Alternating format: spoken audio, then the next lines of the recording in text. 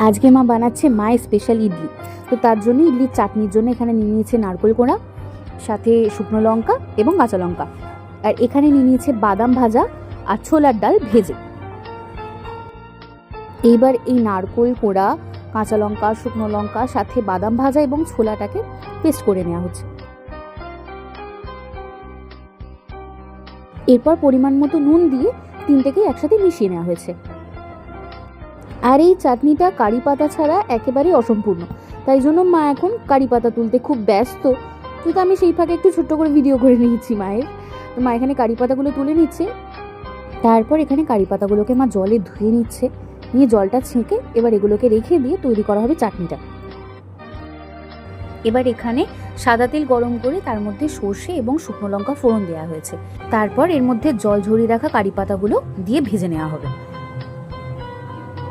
এখানে কারি পাতাগুলো দিয়ে দেওয়া হয়েছে। এবার আস্তে আস্তে একটু নাড়িয়ে হালকা একটু ভাজা ভাজা হয়ে এলে তার মধ্যেই কিন্তু এই মিশ্রণটা এখানে ঢেলে দিতে হবে। তো এখানে মোটামুটি ভাজা হয়েই এসেছে। এবার এর মধ্যে ওই মিশ্রণটা আস্তে আস্তে ঢেলে দিতে হবে।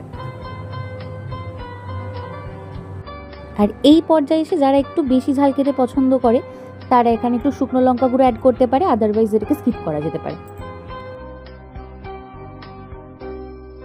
তবে বেশিক্ষণ ফোটানো যাবে না, এই মোটামুটি কিছুক্ষণ ফোটানোর পরে একটু জল দিয়ে আরেকবার ফুটিয়ে নিয়ে বন্ধ করে দিতে হবে।